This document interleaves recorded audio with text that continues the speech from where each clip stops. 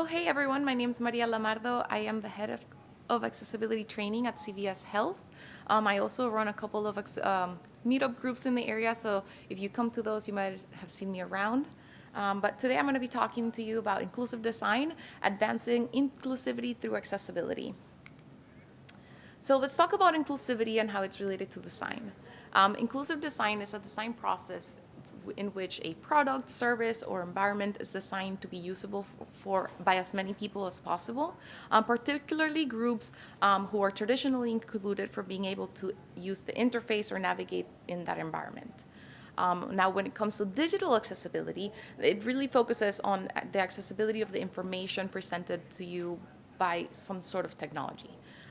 That includes websites, mobile applications, telecommunications, digital campaigns, and content.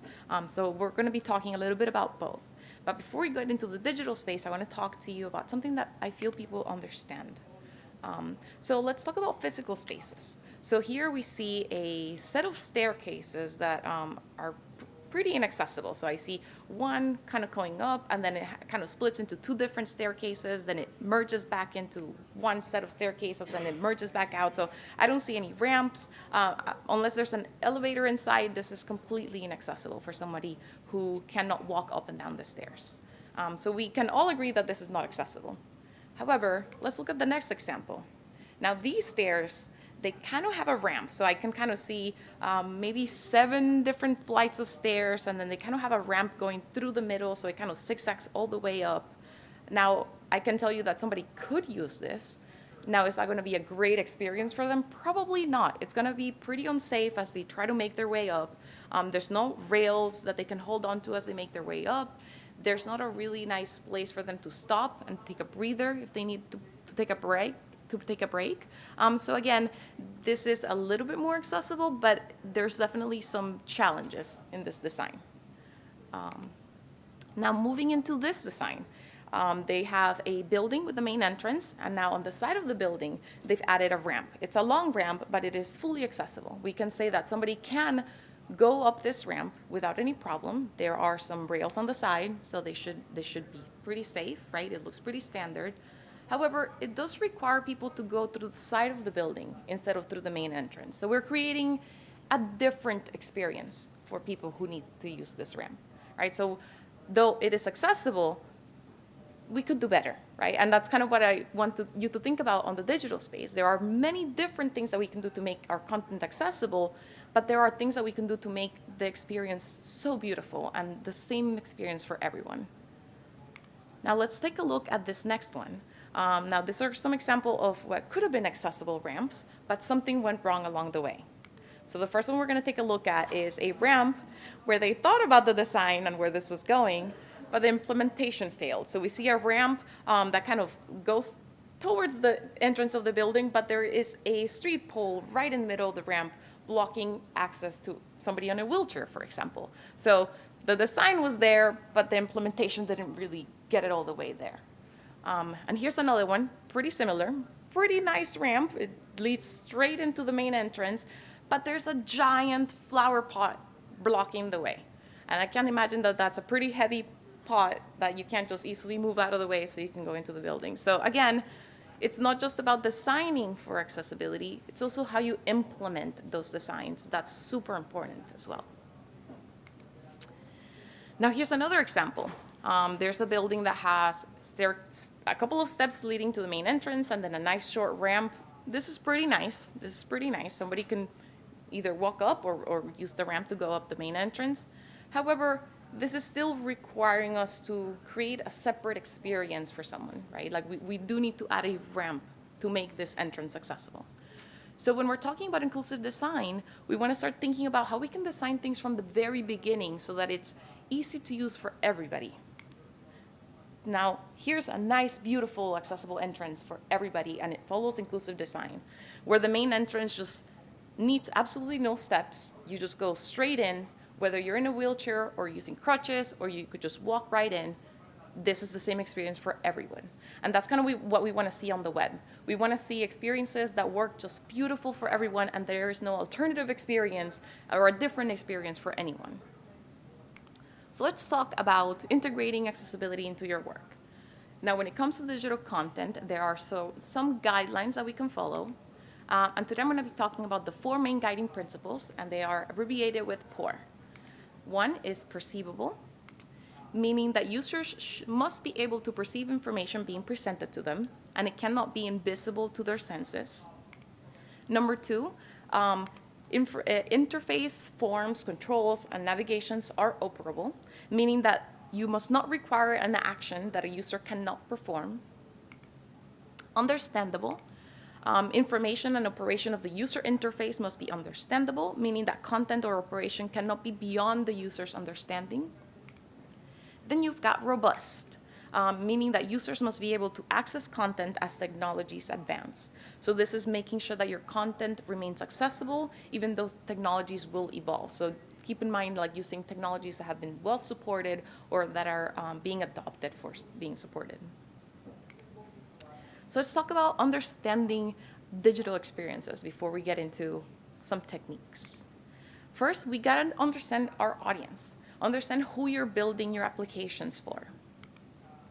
Understand how people navigate content using different types of assistive technologies. Consider what tools people might use, how those tools will interact with different devices, whether you're using a mobile app or a desktop. Consider how design interactions will impact the user experiences.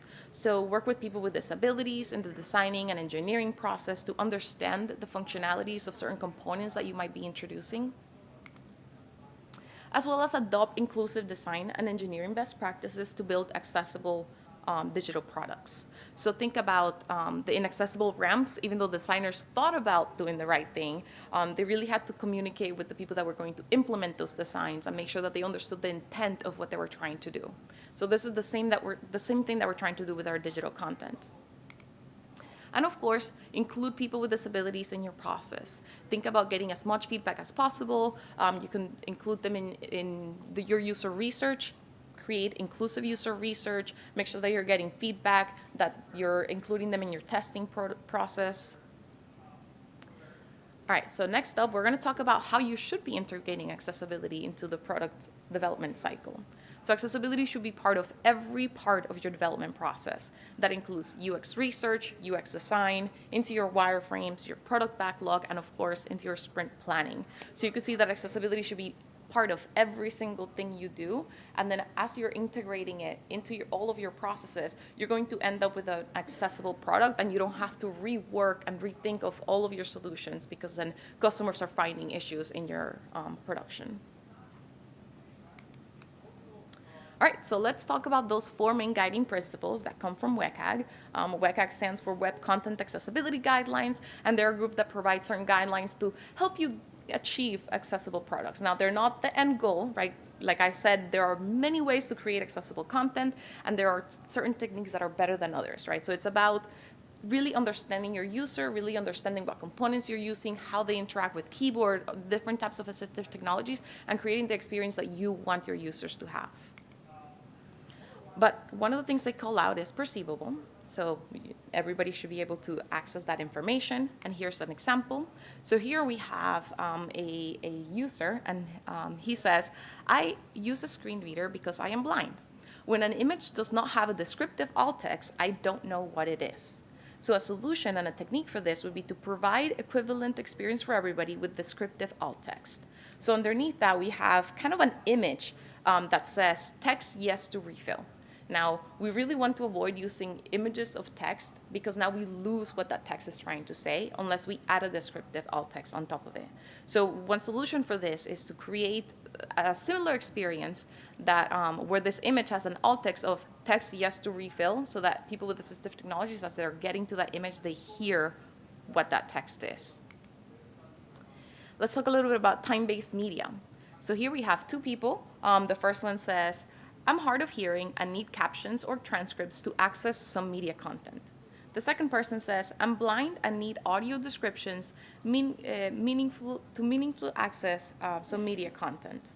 So the solution will be to provide audio descriptions, captions, text transcripts to media content. And I actually would love to play this little clip for you. Let's see how this works. It's showing up there, but I cannot find it on my side.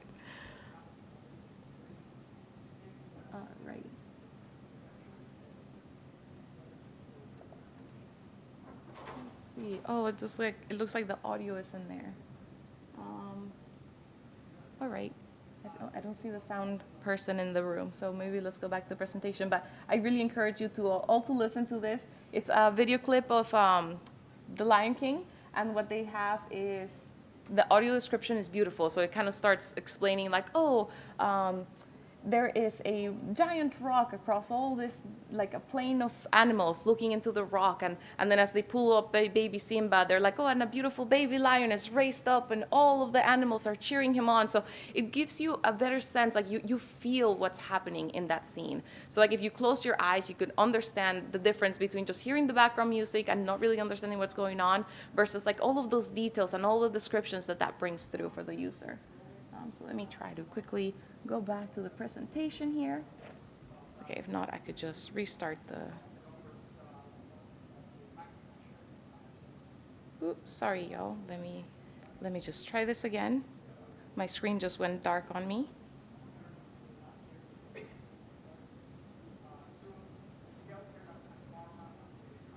Okie dokie. Oh no, that doesn't look right. Okay, here we go. All right, so let's go through the next example. Here's adaptable. I'm colorblind and it's hard for me to recognize color differences on a page. I tried to submit a form and I didn't understand why the form wouldn't submit as I did not see any errors. So in this example, the field on the right-hand side, on the left-hand side is using a red border to indicate an error. But because we're using color alone, not everybody's going to be able to understand that or even see that that color has changed. So we really want to make sure that we're using clear, descriptive error messages underneath our forms and being very clear about where our errors exist and what the user needs to do to fix the errors. Another example, I am colorblind and I cannot distinguish between color differences of the content on the page. Having additional cues other than color helps me understand the page content. So here we have two identical kind of paragraphs where there's a link at the end. Now on the left-hand side, the link is just highlighted in purple. And again, we're just using color to identify this as a link. But on the right-hand side, we see that it's underlined, and we can clearly identify that as a link. So here's an example of why we should not be using color alone to identify any information. So all the way to the left, we see a color wheel where we could see all the hues of colors, but then based on different types of color blindness, you could see that those colors kind of seem to disappear or fade. So on the second color wheel, we see that there are no reds or oranges, or we can see our yellows and blues. Same thing with the third one. And then on the fourth one, we kind of see pinks and blues, but we're missing all of the greens and yellows. So we can see how using color, a lot of people are going to miss a lot of information that we're trying to say. So never use color alone to signify anything of importance. And then here's a little cheat sheet of a color contrast checker that you could use and the rules that WCAG calls out for the color contrast that you should be meeting in your application. Meaning that if you're using a white background, you might not want to use a baby light blue as your text because it's going to be very hard for people to see. So you can use this color contrast checker to like put in your hex colors and make sure that the color contrast is high enough for your content. Now let's move into operable. So operable really makes sure that everything that you're building is functioning for everybody with their keyboard. So here's a user that says, I'm unable to use a mouse and the only way I can navigate the web page is by using a keyboard. I'd like to fill out any forms by pressing the tab key to access input fields. So the solution is to make sure that all of your input fields in your forms are accessible by keyboard. Make sure that if you're creating custom input elements or any radio controls or anything like that, that you might be matching the style of a design that you were given that doesn't necessarily match the semantic or native styling, make sure that the keyboard functionality is still what it should be. So everybody should be able to fill out any of your forms using the tab key and their keyboard. Enough time, so we want to make sure that we're giving people enough time to interact with your content. So here's an example of a content that kind of just keeps auto-scrolling. So start your search today, and then it moves into another one. Find a doctor that shouldn't feel, oh, I didn't even have time to read that because it went too fast, right? So make sure that if you have any content like this, you're giving users the opportunity to pause, interact with the content. So I can't do it here, but if you kind of hover over this, there is a little pause button that I can click and interact with it in my own time. The use of landmarks is so important. So as you're structuring your page, think about the sections of your page. There are many different ways that assistive technologies can go from the header to the nav, to the aside, to the footer, so that they can kind of skip certain content that they might not be interested in as they're looking at your site. Same thing for headers. Make sure that you are clearly defining, oh yeah, this is a landmark example of like where the landmarks would live in your site. So this would be the banner, the navigation, the main content, which holds all of your important content. And the headings as well. Users are able to skip heading levels, to skip through the heading levels on your site to get to the content that they want. That's why you want to make sure that your headers are descriptive of the content that they're representing, so that users can kind of go through that quickly and stop where they need to stop. And then here's an example of that being kind of highlighted. So we start with H1. We always want to nest down and then followed by H2 and then another H2. If there was a subcategory under that H2, you could do H3 and so on. So here's an example of somebody saying that I use voice control to navigate and interact with the web, and when I'm filling out forms and field is not properly labeled, I have a harder time accessing it. This is a very, very important thing, is that when we are adding labels in our forms, we want to make sure that they're permanently visible above the fields, that they're not using the placeholder text, and then that text is going to disappear as the users start interacting with it. That's going to be very difficult for users, so we want to make sure that we're designing it in this way. And then we're jumping to understandable, making sure that our content is understandable. I have dyslexia, and I have a hard time with large blocks of text or when complex information is being presented. So a solution is to use simple and clear language, aiming for a 5th grade reading level to improve comprehension of your content. So really try to avoid any jargon, or if you're using any abbreviations, make sure that you're extending the first instance of that abbreviation before using it all over your page. I use screen magnification to navigate the web. I scan the page for links so that I can interact with. So here's an example of why we want to use consistent styling of our elements. So if you're underlining your links in one place, make sure that all of your links across your application are underlined so that users can quickly recognize and know how to interact with those elements. And then here is another example of input assistance. I have a chronic pain and would like to skip as many fields as possible so I don't have to type as much. It's helpful to know which fields are required. So it's great to label your forms as required, or put something up on top of your form that says all fields are required unless marked optional, and then put parentheses optional next to the fields that aren't required. A quick call out here, try to stay away from saying something like all of your red inputs are optional, because again, that is relying on color alone, right? And then this is our last one, robust, making sure that our content stays accessible as technology is advanced. So I have macular degeneration. I'm unable to see my computer screen, and I'm a screen reader user. I search for vitamin C on my favorite pharmacy website, CVS Health, but I couldn't find what I was searching for. I couldn't find whether my search was successful. When I press search button, nothing seemed to happen. So as visual users, we can see that the search results are up on the page, but because we didn't apply like an alert that alerts the users that are using assistive technologies that something indeed did happen on the page, they might miss this content. So you want to make sure that your developers know that when something is updated on your page, they're using something like role alert or ARIA live regions so that they alert the users of any changes that are happening on the page. And that is all for today.